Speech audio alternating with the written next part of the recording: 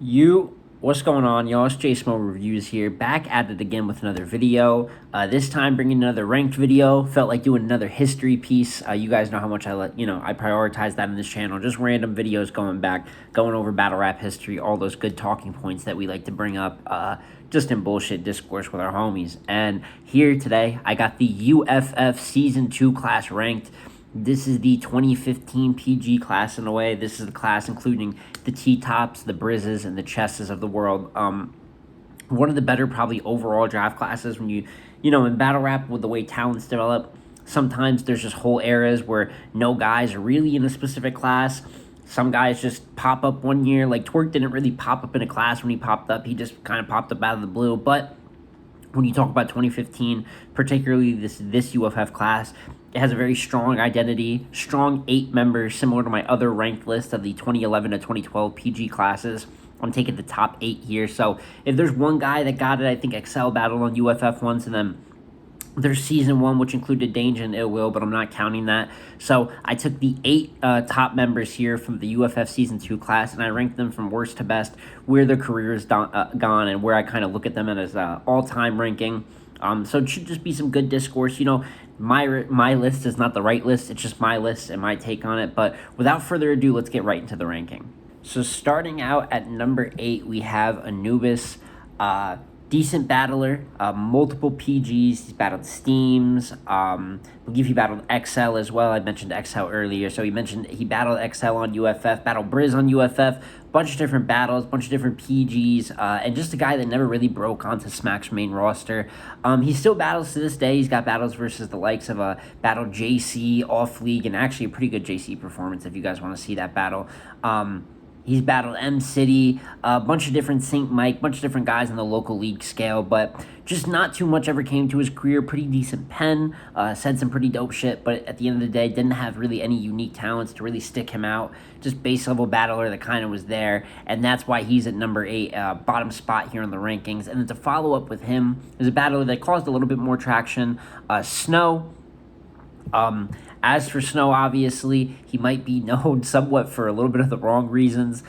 Clearly versus battles versus TTop, where he got he got bodied, and then versus Real Deal on the Rookies versus Vets card, the kind of really famous and highly liked Rookies versus Vets card. Hope that Smack brings that back one day. I think in terms of talent pushing, the straight up Rookies versus Vets 5 to 6 matchups based around the concept is the best way to push new talent. You guys let me know in the comments if you agree with that. I might I don't do topic videos usually, but I might do one on how developmental talent. I think that's the one little place that, not one little place, but I think that URL could use some work just in that particular department. I don't think I get criticism for everything, but in terms of talent development, I think that there's room to take that to the next level. But I digress, back to the list. Snow was actually pretty decent, had some real talk. He had the martial law, bullets kicking him like martial law and Black Star versus Ty Law. Had to go and look at that real quick. Versus Ty Law, which was a good performance. And Snow definitely had some potential. Really, some pretty decent real talk. Not crazy, but there was a little bit of flashes of that, a little bit of aggressive flair, and his style he did sound like himself. There was uniqueness, but just not enough material to put back to back. Obviously, body bag losses don't help, and especially the Real Deal shot. And just getting absolutely massacred in that stage. Snow has been on just the regular circuit since then. Believe he battled times on King of the Dot, a couple lower league stuff, and a couple King of the Dot appearances. But Snow, a little more than Anubis. I think he's a little more memorable. Has a couple more things to his name that actually, make him a talent that's worth speaking on. But that's why I have him at 7 on the list. And then just going right into it, we're going to go to number 6, and 6 and up. Not to say they're way better than these other guys. Sometimes in battle rap, there's branding, there's other things. Like I said, Anubis had some things that was dope to him, so did Snow. But 6 and up are guys who really have kind of had an impact on the game or are known by their faces a little bit more. And right at 6, we're going to have Dot. Determination over trust, what does that mean? I've always looked at Dot as kind of like a parody of battle rap, really in a good way. The reach god, the reaches, the over theatrical approach to it. I've grown to learn. I really think that's just how Dot performs. At first, I thought he was it's like a joke that we were all just in on, but That's really how he approaches the game, but there is some entertainment in it. That's not really moving mountains. Obviously, you had the Bill Collector battle, which is a comedy classic, where he was fire too, I guess. A bunch of funny stuff. And his UFF campaign wasn't horrible. Battled Prep, I believe he battled Brizz, if I'm correct. A couple different guys, but Dot was, Dot knocked Prep out of the tournament. So Dot's done a few things, even had a good comedy battle with Your Honor, but overall, Dot is Dot. His career is his career. He's a funny guy, but in terms of actual skill, there's some questions there. So that's what lands Dot at number 6 on the list. Then we start off with the top 5 here, and at number 5, I have Prep. Prep is a funny one. Obviously came out the gates as probably one of the more promising talents when this class first rolled around. I wasn't very bought into the bow tie gimmick. The whole dressing nice, obviously that was him, that was his brand, and it kind of worked for a second. He was being managed by Nunu at the time as well. But the thing with Prep is obviously the freestyling ability is what he really hangs his hat on. A pretty insanely good rebuttaler, and that was always something. And his pen was decent. I think actually, if you get past some of the antics, which really is another big reason that Prep is here at 5, is that when you get past the antics, there is skill there. I think even later in his career, when you see battles versus like JC, even though that became debatable on camera, a lot of people have JC. I'd say most people might even have JC.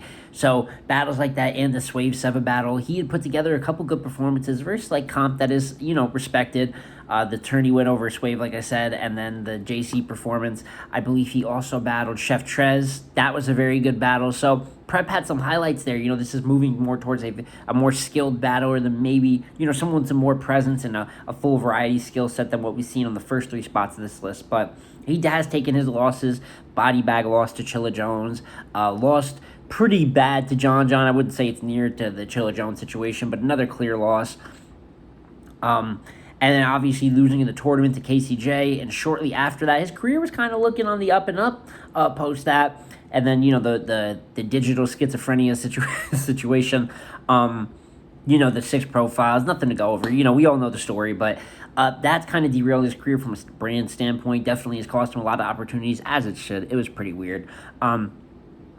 And between that and the fact that, like I said, he has some skills, but the guys up here in the top 4, I think, have reached higher peaks in their career, have some more memorable performances against a better strength of schedule, more clear wins, just overall probably check more boxes on the career side and the skill side. So Prep, decent battler, done some questionable things kind of outside the realm of just battling, but within the culture that has him where he's at right now. But that's why I have Prep kicking off the top 5 here, and right into number 4, I have the Saga. Shout out to the Saga, has definitely reached, a lot of heights in battle rap, making a gnome. I think people try to play Saga. Saga has a very, I don't know, I don't want to say Saga's too underrated. I think he's brought a lot of his issues on himself, but Saga is a good battler. There's a reason he reached the stages he did. Pretty much paved the way for Christian battlers being in this, especially on URL. Very fresh when he came out to the scene. Him and Prep actually had, if not a full-out classic, a borderline classic at Black Star. Probably maybe the best battle quality-wise out of both their catalogs. Oh, well, until Saga went on to have his Sensei Saga run, where he was able to have the classic with B-Dot on the roof, and that is a genuine classic versus one of the best battlers in the world, and one of the most dangerous settings considering it's B-Dot.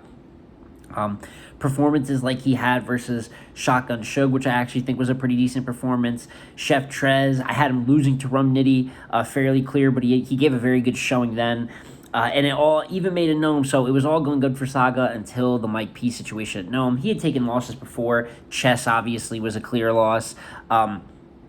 Had him losing to Chilla, but Mike P choking all 3 and starting this habit of choking pretty much just derailed Saga's career. Most recently, the Jackboy battle on URL, where he chokes in the last round, making the battle look, very in Jackboy's favor. So probably wouldn't have made the top 3 anyways, but he's in a slump right now. Hopefully he can fix that memorization, but that's why I have the Saga as 4 on this list. And into my top 3, and at number 3, I don't know how y'all like this, I have Chess. Probably the most explosive and maybe the most talented out of this class. Chess was a mega talent from the start. Very storied career up to this point. We all know started when he was around 15, 16, battling on big stages at 17 versus likes of DNA, which is not an easy matchup. And it's a potential versus, I think last year, 2021, he had the best year of his career. And that just goes to show the potential I was about to talk about. Potential wise, obviously, this is an all time level talent if he and should be having an all time level career. It just comes down to choking, lack of preparation. Once you get to these top three, the big three of this class, they all have different but very elite skill sets, and it's just a matter of how they applied it to their career to further themselves. So while you could say at their peaks, you might prefer the best chess battles like chess versus Tay, his first round versus Rock, is phenomenal. I don't know if anyone on the list has got a round even better than that, but turns around, kind of fumbles and stumbles at the end of that battle, cost himself that big win, because a clear win over Tay-Rock would have been something, and then kind of walks away with a clear loss, even though the battle, 5 million views, a very popular, very good battle. Then has great battles versus the likes of Geechee Gotti, New Jersey Twerk, last year versus Loso, very, very good battle. Easy to block captain, in my opinion, that is the best battle in SM history. So he's got all these, but for every one of those great ones, he's got a Chef Trez battle. He's got the JC battle.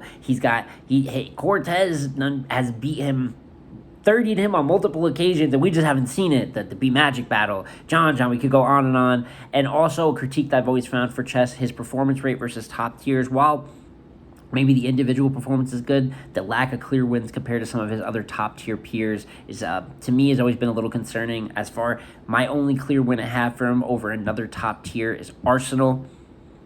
And that we know sometimes how Arsenal comes kind of used as a stepping stone to push talent over. So I think that he's always had a hard time clamping on clear wins, but obviously electrifying performer, has produced moments, has produced classic battles, has to be top 3 in this list.